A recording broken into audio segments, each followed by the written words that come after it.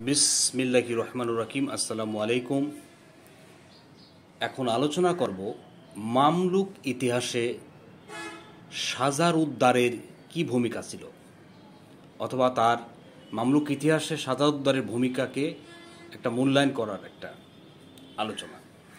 মিশরের মামলুক বংশের ইতিহাসের এক উজ্জ্বল নক্ষত্র হল শাজারউদ্দার।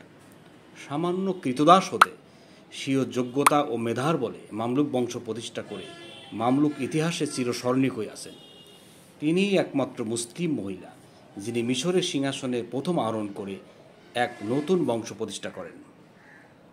শাজারউদ্দার মামলুক সেনাপতি আমির আইবেক শাজারউদ্দারের সহকারে নিযুক্ত হলেন এবং প্রচলিত ইসলামী সংস্কারের প্রতি শ্রদ্ধা জ্ঞাপনার্থে স্থির করা হলো যে শাজারউদ্দার উম্মে খলিল বা খলিলের মাথা হিসেবে শাসনকার্য পরিচালনা করবেন।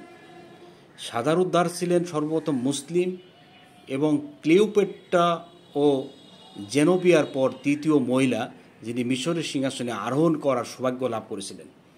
সিংহাসনে অধিষ্ঠিত হয়ে শাজারউদ্দার বিশেষ যোগ্যতার সাথে প্রায় 3 মাস শাসনকার্য পরিচালনা করেন। তিনি নিজ নামে মুদ্রা প্রচলন করেন এবং যথারীতি তার নামে খুতবাও পাঠ করা হয়। মহিলা হলেও সাম্রাজ্য পরিচালনার জন্য প্রয়োজনীয় গুণাবলী শাজারউদ্দারের মধ্যে অভাব ছিল না, কিন্তু বাঁধ সাধলেন আব্বাসীয় খলিফা আল মুতাসিম বিল্লাহ। কারণ গাজী সালাউদ্দিনের সময় হইতেই আইয়ুবী সুলতানগণ আব্বাসীয় খলিফার প্রতি স্বেচ্ছাপ্রণোদিত আনুগত্য প্রকাশ ও তার নিকট হতে আনুষ্ঠানিকভাবে স্বীকৃতি লাভ করে আসছিলেন। ফলে শাজারউদ্দার সুলতান হওয়ার পর পূর্ব রীতি অনুসারে তুর্কি আমিরগণ যখন তার স্বীকৃতি চেয়ে পাঠালেন, তখনই সমস্ত ঘটনা এক নাটকীয় রূপ ধারণ করে। খলিফা মিশরের আমিরদের প্রতি বিদ্রূপ ও মৃদু তিরস্কার করে এই মর্মে এক পত্র লেখেন, তোমাদেরকে শাসন করার জন্য তোমাদের মধ্যে যদি কোনো পুরুষ না থাকে তবে আমাদেরকে জানাও, আমরা না হয় এর জন্য একজনকে পাঠাবো।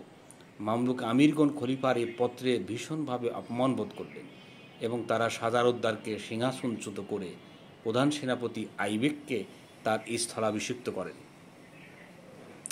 পরিশেষে এটা বলা যায় যে আমির আইবেক 1250 থেকে 1257 খ্রিস্টাব্দ মামলুক বংশের প্রথম সুলতান হিসেবে সিংহাসন লাভ করেন, যিনি প্রধান সেনাপতি ছিলেন।